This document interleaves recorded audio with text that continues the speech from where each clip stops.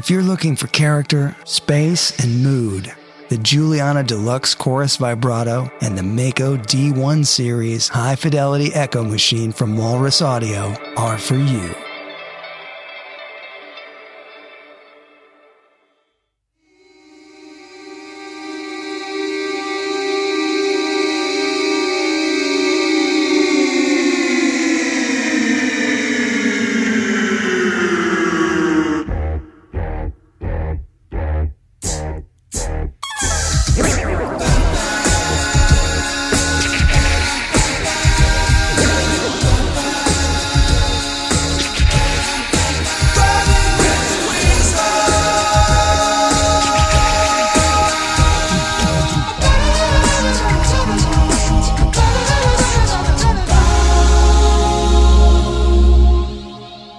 He does this thing where he's got a behind the nut style tapping lick. And what he would do was, instead of playing an open string, he started doing the tapping. He explained it as being able to see a way to have like a moving capo. Right, because he was saying, yeah, we did that thing. He would like move it so he could use the open strings and push them around. Right, and so there's one of these licks that happens at the end of the solo, but you hear Dave kind of sneak in with a little vocal, and there's this weird interplay with what's going on there. Yeah, like the moan and the guitar moans. And like it's just, they almost like oscillate in this weird way. It's just crazy. You know what I mean? Like it's so good. Right? You know, it's like. But that one lick that I'm talking about, he used to do it a lot live. So his left hand would be playing on the neck, but then his right hand would go behind his left hand to hold down a note on a string while he did a pull off. Right.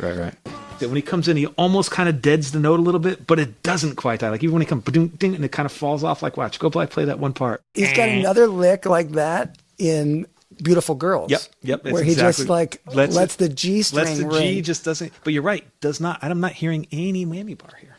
No, and you can tell that it's not a vibrato bar song because if he leaves an open string like that, he would drop it. Right? Yeah. And so the crazy part is, you're right, it's that thicker sound, and also when you really listen to it, it's funny. Like I have a tendency, and because it came from almost like when I would do a bunch of sessions. Like whenever you start stacking a lot of tracks, there's always something or somebody that's out of tune. So basically, you have to kind of compensate, even if you're in tune, even if like the worst is when the bass is out of tune. So I kind of developed almost like that kind of vibrato, a little bit of a swimmy thing, because I figured, hey, if I bend it a little bit, at least it goes more chorusing versus rubbing out of tune. So the problem is when you develop that style, when you go to hit your chords, you naturally kind of always vibrato a chord. When you listen to this, he just bangs the chords and leaves them there. Like I'd be nervous for him to be out of tune. Yeah. But he is not challenged by this fact. He's just and that open string ringing out part, it occurred to me that at some point back before he had a Floyd, he would use an open string as a checkpoint. Right. Because if he could let it ring out, he could know, okay, that needs to be fixed. I need to either pull it sharp so it will go back in tune. You know how that little pulling the trick on the G string? It's always the G string was always the catch. And so sometimes he would just let a G string ring out or an open string ring out so he could have a reference point to see what was going on. And in this case, you just leave the it's like I would be like, oh, he doesn't even bend the neck, nothing, just lets it rip, so and it's funny because sometimes some of the notes that are the most impressive from some guitar players have no vibrato.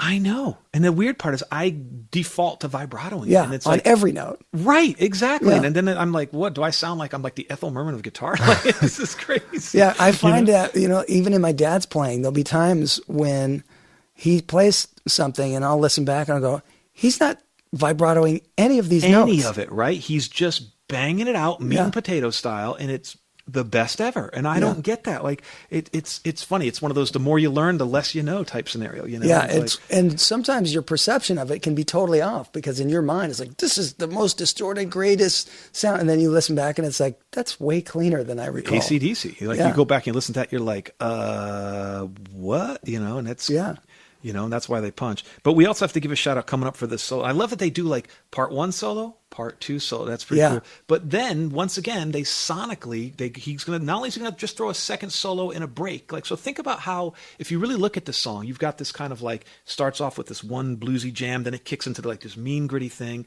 Then they do the one solo. Now they're going to give you a break, which is going to highlight a second solo. And then what they do on top of it, just to put the cherry on top, is listen to when he kicks that delay on. Yep. Just during that one part, you're like, he just brought a depth to it. So it's like he's just working all these different angles without even, like, you're getting rope-a-doped without even realizing it. You're just like, this is awesome, Well, the next song is totally out of character for Van Halen. There's nothing else that really sounds like this.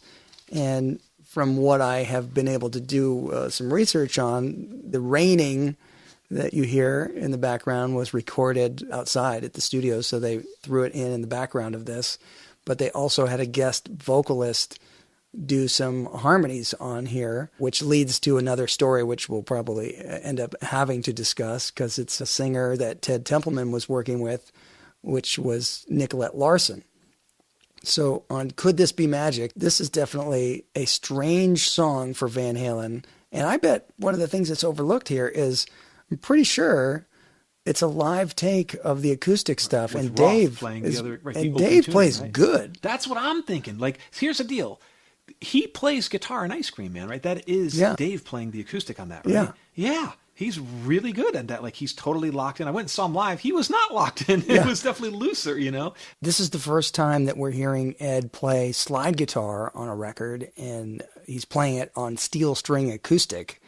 He sounds like he's phrasing it like his dad plays clarinet. It feels like he's playing slide like his dad is, almost like he took all the influences. So I kind of like that. So now I actually really enjoy it. And the crazy part is I didn't even know they had a female singer in the choruses, because I couldn't hear it. How's that for you?